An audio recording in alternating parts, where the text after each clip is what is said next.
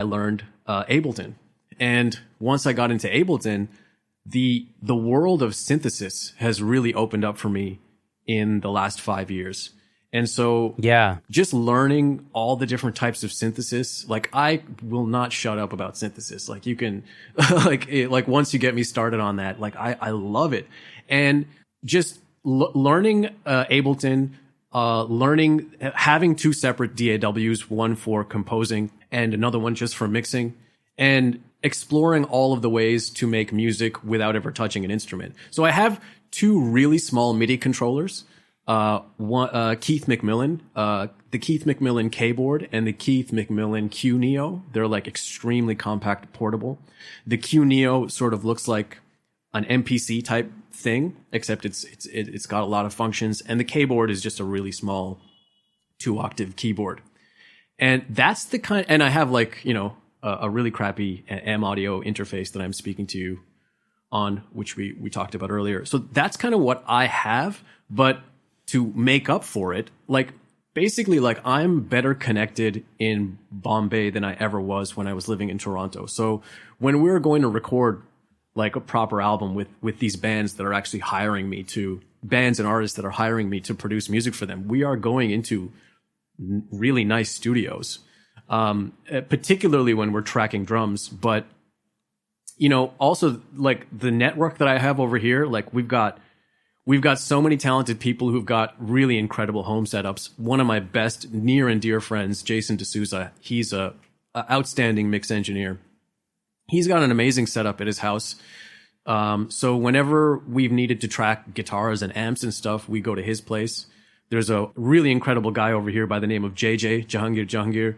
He's opened up a studio, I think it's 2-3 years ago now, called Island City Studios. And that's become like the hub of the independent music scene over here. His facility that he has over there, like a incredible A room, solid B room. And, so like when I was in Toronto, I never had access to these kind of things. So when we're going to track drums, to track bass, like amps, you know, strings or whatever you can imagine, I have access to these facilities, and I also have access to a network of musicians, so that if we do need horns, if we do need, you know, strings, if we need live drums, there's people that I can get in touch with, and they can either track it at their house or we can go and track it in one of these amazing facilities. So, well, I love that you're not tied to a specific space, and that you're able to just take your skills wherever is best suited for that song or, you know, artist or whatever it is, you know? Yeah. It's been, it's freeing. It's been a learning experience, and it's also, it's good to not get too, like it's really easy to get overly precious about your own space. And it's, you know, on the flip side, it is great to have your own space and like that's consistent and all of those things. Like you were talking to my friend Christian, to do his job, you wouldn't be able to necessarily do it this way, I guess. Like it really, he knows his room, and he's put a lot of effort into making his room set up. Translate everywhere. Yeah, exactly. But for me, like this, life has not given me the chance to sort of, you know, get settled in one space. So just the notion that, I can take my laptop and go anywhere, and we can make a record. It's fine. Like all of these experiences, like say producing a Roundelay album and flying to like 3 different cities on opposite ends of Canada, or coming to India and figuring out all these new different workflows, and you know, not having instruments, so being forced to like figure out what are all the different ways that I can make a beat without ever touching a MIDI controller. You know, like what are the different ways that I can generate an idea or a sound using MIDI information or randomization or algorithms, or, you know, so like for me, those are all different tools in my toolkit. So like when an artist hires me to produce a song for them, I've got all these tricks. Like I don't have one specific process, and if you don't follow that process, then I can't work with you. You know, like I've got like 100 different tricks in my back pocket, and that is like the sort of advantage of hiring a guy like me, you know? Yeah, it's like you don't have all these fears that other people have. And also, like, I feel like all these limitations, if anything, probably make you more of a creative producer, right? Because you're not like you're bound, you have these limitations, and like, what can I do with these limitations, and and just make it still work? It just kind of probably leads to more interesting stuff. I would hope so. And certainly with my solo material, like that's been the case. Like the stuff that I'm producing when I'm not working, like not producing an album for somebody else, when I'm just, messing around.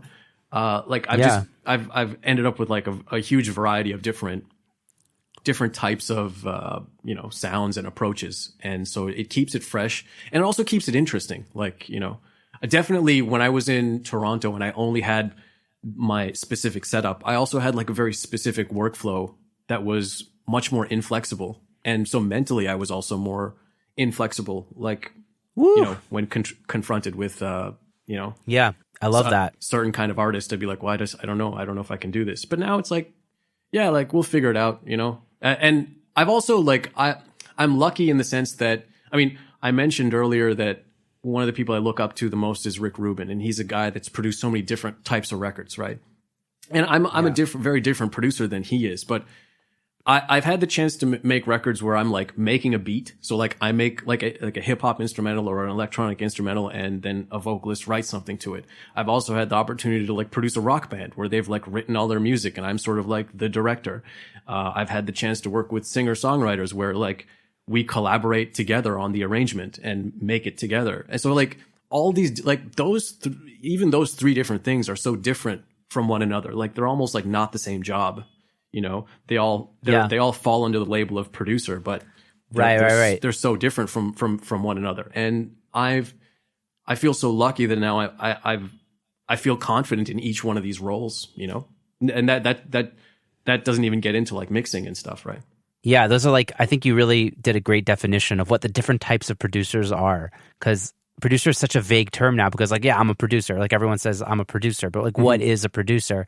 And those seem to be the three archetypes. Like I'm the beat maker. Mm-hmm. I'm the Rick Rubin, sit on the chair and let the rock band do their thing producer, or I'm the, collaborating with the songwriter. Yeah. I probably am more of that one if I had to like, define myself. The collaborating with the songwriter.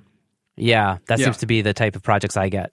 That's what I'm doing right now with Mally. Awesome. Yeah, that's super fun. Mm-hmm. I would love to get a bit more of that like Rick Rubin kind of experience, the kind of where you with the rock band and making it sound as good as possible, that kind of thing. I just haven't had a big enough studio, but I guess I just need to be more flexible in my approach to producing, like kind of how you're talking about, like, so it's like, okay, I don't have the studio space, but let's go rent this studio, do the drums there, and like we could move around and just figure it out. That flexibility I think is awesome.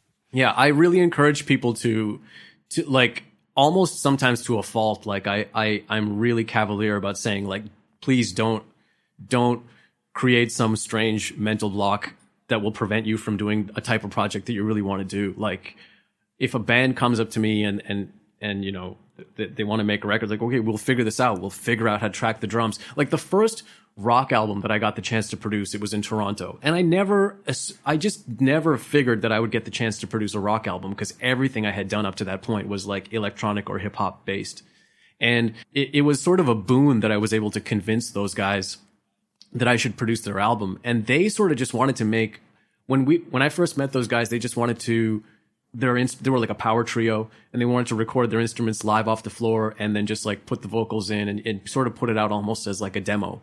And I was like, well, listen guys, let's make like an actual record. You guys got like 9-10 songs here. Like, here's a plan. Like, we can figure it out. Like, let's make a proper record. And I just made a plan. And so I like being a producer, like that kind of a producer, it involves like almost like event planning, project management skills. That I think it's worth noting that there's these skills sort of outside the scope of just raw like musicianship or music knowledge or mixing knowledge. Like, okay, so we have to track the drums. How are we going to do this? Like, where are we going to do this? How many mics do we have access to? Do we know a guy? Like, like all these different things. Like, what kind of amp do you have? Like, where we do you have more than one amp? If you want to do a guitar overdub, I'm not letting you use the same guitar, and I'm not letting you use the same amp. Like all these things, right? Like planning it out. Like I remember that first meeting I had with those guys, the band called the Lipstick Junkies. The first session was like an interview with them. Like, what kind of sound do you want? I was making notes like for all the songs. I was listening to them jam, going through each song, writing down the BPM, writing down like, okay, guitarist, Greg, what guitar pedals did you use in this song? Writing down, taking an inventory of what guitar effects he's using in every song. Like, the demoing process, like that's another big one. The systematic approach, making a demo that is viable enough so that when you actually spend the money to like track drums or mic up an amp in a proper space, that you're not wasting time because you didn't plan something out properly, and then you have to like go back. So there are all these other skills that are outside the scope of music that really are included in music production. It's the production part, like in a more the sort of literal sense of the word production. More of like the movie definition. Yeah. Yeah. So, dude, let's just jump into the sauce segment where we kind of break apart your songs, because I just want to show people what you're working on and what your style is, because it's like it's super influenced from a lot of different things. And I think maybe let's start with the Old Sage song from your record off your solo project Family. Are you down to to do that? Yeah, let's go for it.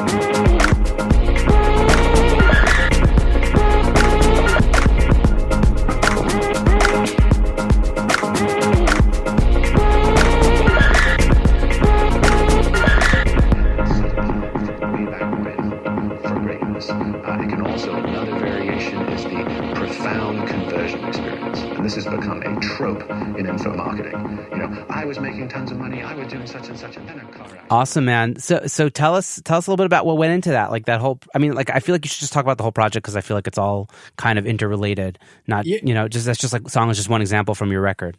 Yeah. So that particular track, Old Sage, is from a solo project that I just put out a few months back around May, called Sleepless in Ontario West, and I refer to that project as a beat tape, but it is kind of like an album. And the workflow and process for all the tracks on that record are almost identical. And so that record is just sort of my exploration of sampling. So like back when I used to make hip hop beats earlier, I didn't used to sample so much. I used to sample myself. Like maybe I'd play the guitar and then chop that recording of myself up. But I had kind of avoided sampling for the most part. But recently, actually, and so that was part of the inspiration, was just to explore sampling. And on the entire record, Sleepless in Ontario West is sort of the name of the locality, the suburb in which I'm living in Bombay, and I have a terrible sleep schedule. So all of the tracks on that record are just composed by chopping up classic Bollywood songs, like nothing from the modern Bollywood era. But certainly golden era Bollywood music is actually quite good. And it's just, if you're inclined towards sampling, that era is just, the music from that era is just full of gems for sampling. So, it was my exploration with sampling. I didn't start off with the intention of just sampling only sort of old Hindi songs, but because old Hindi songs are just full of so much, beautiful sonic, interesting things. So I just